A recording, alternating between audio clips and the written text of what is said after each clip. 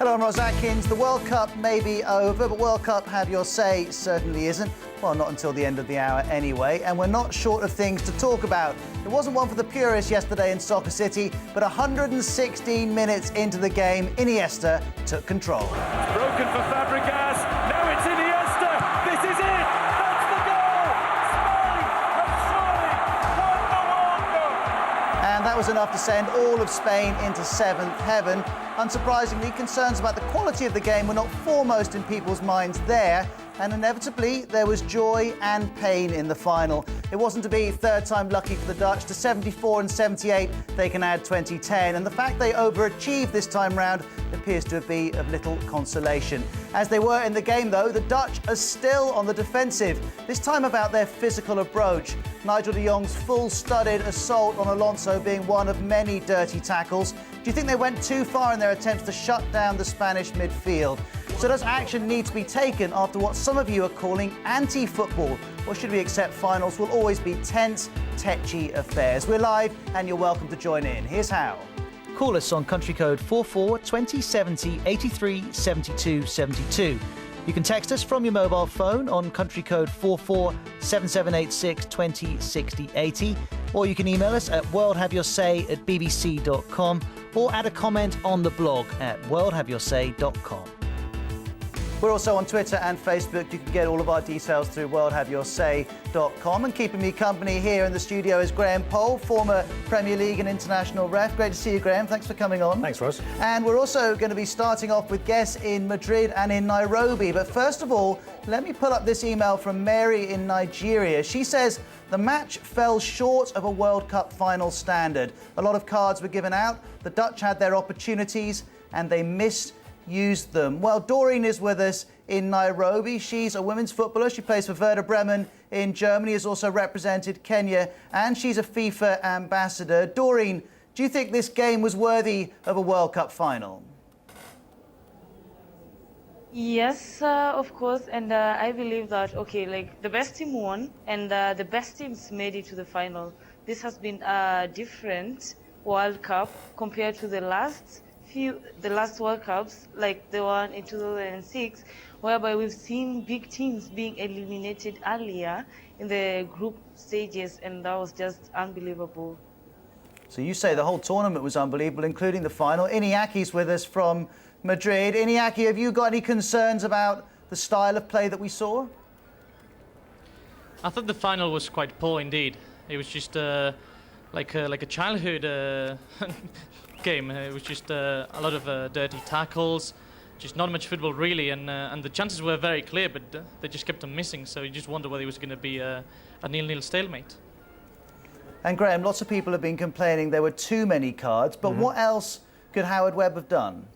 Well, when players don't want to play football, there's little a referee can do. I mean, you can look at the approach and think, well, maybe he should have sent someone off earlier in the game. He certainly didn't see Nigel de Jong's studs-up challenge, the karate-style challenge. While you're talking about that, let's pull up that picture of Nigel de Jong. We can see him planting his studs into the centre of Alonso's chest. For you, that was a red card? Well, it is a red card, and any referee anywhere in the world would see that as a red card, but only if you see it live and at the time it happens. And clearly the fact that Howard Webb, by sort of getting the World Cup final seen as the world's best referee, he doesn't send off in that situation can only mean that he didn't see that clearly. So that's that one.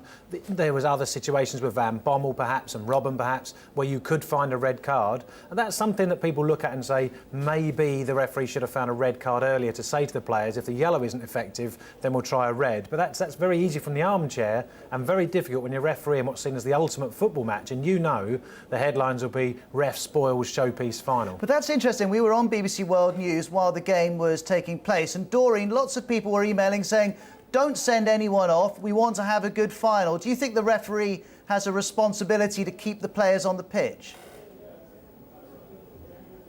Okay, for me personally, I don't think that the referee is kind of responsible for keeping a player on the pitch when they commit an offense. As we saw yesterday, there were quite a lot, and he gave a lot of yellow cards. And I believe there were a few situations, especially whereby this player had gave a high kick on the chest to the Spanish opponent, whereby that was a straight red card. Everybody could see on the world, as the other guest has just said.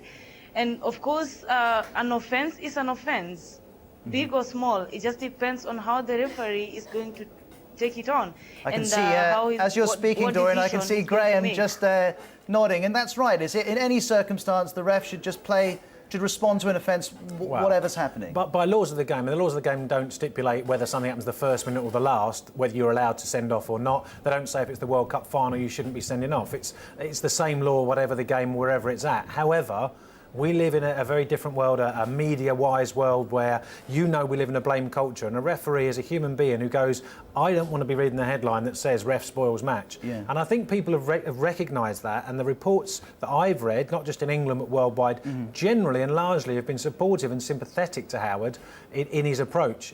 Clearly, obviously, in Spain they received some punishment, so maybe they're not quite so supportive, and obviously Holland have lost. But elsewhere, I think people recognise just what a tough job Howard Webb had last night. Yeah, rather him than me, to be honest. Let's pull up an email from Tan Yong, actually posting on Facebook. He says, FIFA can issue yellow and red cards for a referee and have him replaced during a game for bad refereeing. A referee who is yellow carded twice or red carded will be banned from refereeing international matches for a specific number of months. What do you think of that idea? The tables could be turned on you, Graham. Well, I mean, I'd be a big fan, actually, of saying if referees don't apply law, then they need to be suspended or whatever. However, give them a chance to do it. And if you're going to say that, then tell them, apply law properly and we will support you. Sepp Blatter hasn't come out really that strongly in support of Howard Webb, and the refereeing throughout this World Cup hasn't been the strongest, but it's been what people have enjoyed watching. Less yellow cards. So, we can't have it always, and as a referee, you're damned if you do and you're damned if you don't. Let's bring in Lars. He's on the phone from the Netherlands. Hi, Lars. Hello. Lots and lots of people, it has to be said, are criticising the way the Dutch played. Can you defend it? Well, yes, I can defend it. We are, I think, the most efficient team of all. And, well, we weren't as efficient as we were in other matches because the Spanish, well, they played a little bit better. But I think, well, you can say it's not typical Dutch football, but, well, it was quite good and it made the final, so you can complain about that. And many other teams played maybe better, but the Dutch came into the final, so that's quite good football, I think. Lars, thank you very much indeed for joining us from Utrecht. Let's go straight from you to South Africa. We can speak to Rich Mkhondo from the 2010 World Cup Organising Committee. In a moment, actually, I'm just going to clear up that line. In the moment, though, let's go to Ini Aki, who's in Madrid. Ini Aki, you only had 4 minutes left before penalties. Were you concerned that the Dutch efforts to close down your midfield had actually succeeded?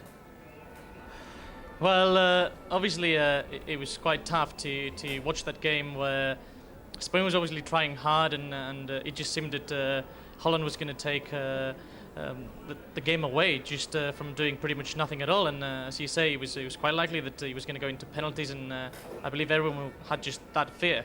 But I just feel that, apart from all that cheating from the Dutch side,